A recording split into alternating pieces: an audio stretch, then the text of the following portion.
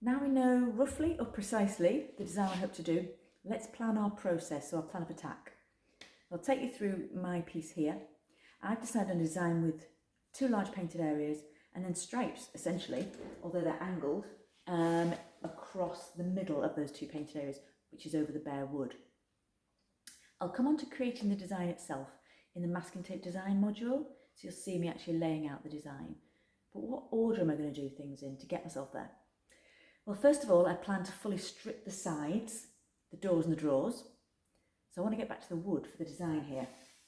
It's just easier, as I mentioned, to do it all one way rather than trying to do scuff sanding here and stripping here. It's just complicated. I could have actually scuff sanded just the top because that's painted. But remember, my original design was for a whitewash stain top. So stripping it is for all of it. To stain, you need bare wood. I need to scuff sand the back of the doors though, and the interior ready to be painted, so they don't need stripping.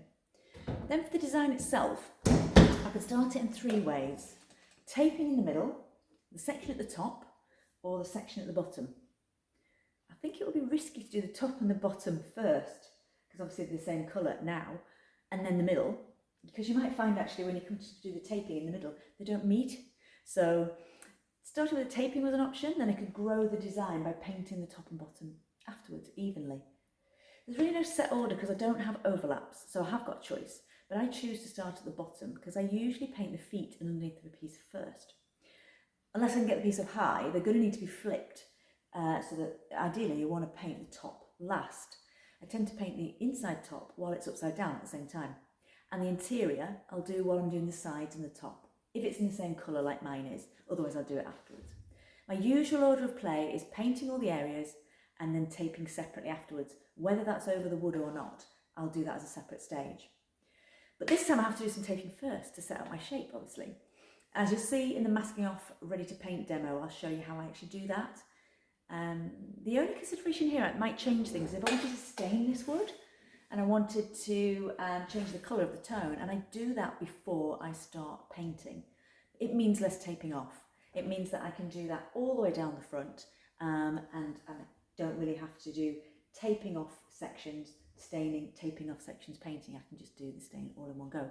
Similarly, if you're doing priming and you've got large areas that you need to prime, this is the stage that you do it. If your design looks like you're going to have smaller areas that you're going to add some stain in to sort of enhance it, or maybe you've got some really pale colours and you think that area might need a bit of priming, we'll do the staining and the priming of those smaller areas after we've taped. So this is just for the large areas that are going to sit underneath a lot of paint, or here, obviously over the naked wood. If you're a bit confused about the process, check out the handy process checker, which is a downloadable that you can have, and you can go basically through the diagram and check the order of doing things.